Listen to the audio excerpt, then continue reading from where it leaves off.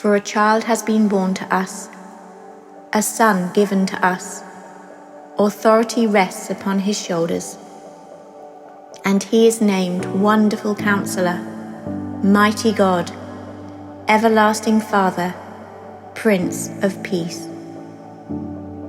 His authority shall grow continually, and there shall be endless peace for the throne of David and his kingdom.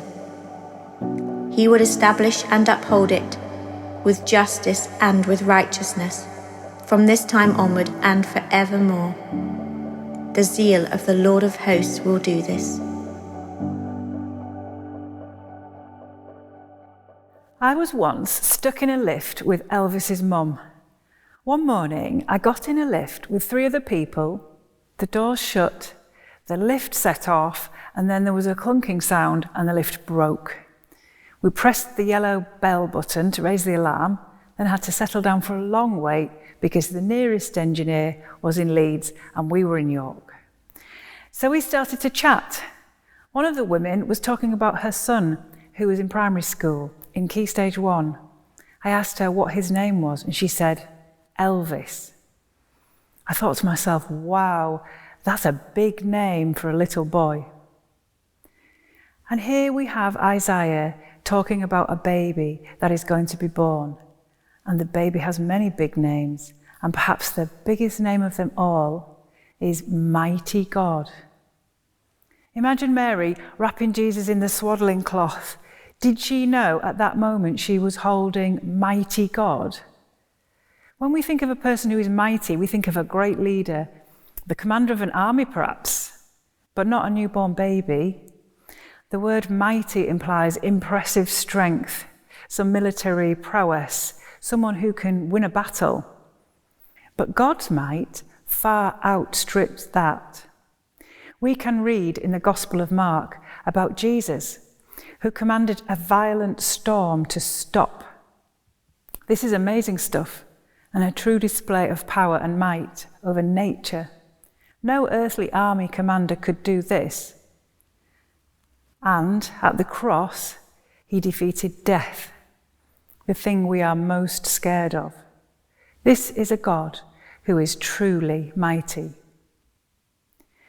Thinking about mighty God made me ask myself where my security lies. Why, when things are difficult, do I ever look anywhere else for help? Why am I yet again looking at my pension plan, seeking reassurance from my own efforts that I'll be able to support myself in my old age? Do I lean on that spreadsheet more than mighty God? It's easy to fall into that habit. Hear me right, I'm not saying we don't need a pension plan and we shouldn't be sensible about budgeting. But what am I hoping to find in my retirement plan?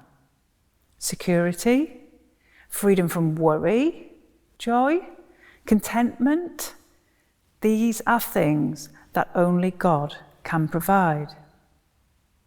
We face many battles in our lives, not so much military battles, but battles nonetheless. Battles big and small. It might be a scary health diagnosis, relationship breakdown, money worries. The list goes on. When I face difficult things in my life, to whom do I run? How about you? When life is difficult, what are you relying on? Where do you seek answers and reassurance? Is it your phone, your bank balance, your fitness routine, your social life, your marriage, your status in the community or at work or with friends, your intellect? None of these things is bad, but none is anywhere near as powerful as mighty God. Mighty God, the biggest name.